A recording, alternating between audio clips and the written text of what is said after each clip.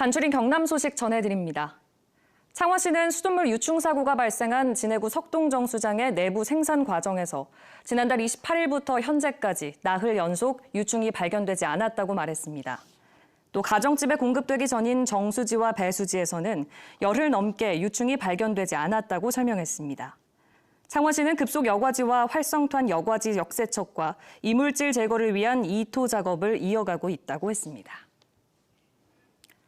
김해시는 도심 텃밭을 가꾸거나 아파트 베란다에서 작물을 재배하는 시민에게도 영양물질인 친환경 미생물을 공급합니다. 친환경 미생물은 비료와 농약을 대신해 병해충 예방과 토양 유기물 분해, 산성도 개선 등의 효과가 있습니다. 김해시는 한 해 50톤의 친환경 미생물을 생산해 공급 대상을 확대할 계획입니다. 밀양에서 지난 3주 동안 열린 제40회 대한민국 연극제에 관람객 2만여 명이 다녀간 것으로 집계됐습니다. 대한민국 연극제는 지난달 8일 개막해 전국 16개 연극팀의 본선 경연을 포함해 109개 예술단체가 218차례 공연을 했습니다. 밀양시는 오는 11월에는 대한민국 청소년 연극제를 열어 연극도시의 명성을 이어나갈 계획이라고 밝혔습니다.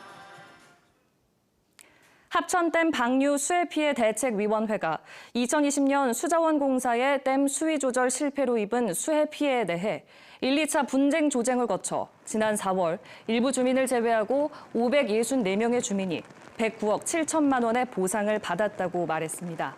대책위는 전국 피해 자치단체 가운데 합천이 조정 비율이 가장 높은 72%로 결정받았다며 보상 절차가 마무리됨에 따라 대책위를 해산하기로 했다고 설명했습니다. 경상남도가 시내버스와 시외버스 업체 등에 대해 상반기 안전점검을 진행한 결과 위반 사항 206건을 적발했다고 말했습니다.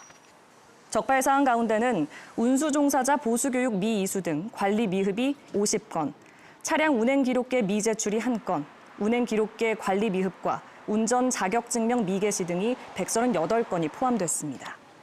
경상남도는 차량 타이어 마모 기준 도달 등 차량 안전과 관련된 17건은 시정조치 명령을 내렸습니다. 정부가 비수도권 대학이 반발하는 반도체 인재 양성 계획을 예정대로 진행하기로 보고했습니다. 교육부는 지난달 29일 대통령 업무 보고에서 수도권과 비수도권 대학에 공통으로 적용하는 첨단 분야 학과의 정원 규제 완화와 계약 정원제 도입 등을 보고했습니다.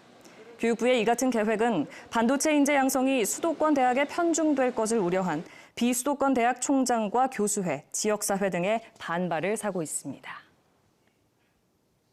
경상남도 교육청이 내년도 공립유치원과 초, 중, 고 특수교사로 600명을 선발한다고 예고했습니다. 단위별로 유치원 73명, 초등학교 150명, 중고교 360여 명, 특수교사 30여 명입니다. 이에 따른 교사 임용 1차 시험은 오는 11월에 치러질 예정입니다. 창원에 본사를 둔 한화에어로스페이스가 지난달 29일 이사회를 열고 주식회사 한화방산을 인수하고 자회사인 한화디펜스를 합병하기로 결의했다고 밝혔습니다. 또 이번 인수합병으로 2030년까지 10대 세계 방산 기업으로 도약하겠다는 전망을 내놨습니다. 한화에어로스페이스는 항공기 엔진, K9 자주포, 잠수함용 리튬 전지체계 등 육해공 방산 기술을 갖춘 종합 방산 기업입니다. 지금까지 간추린 경남이었습니다.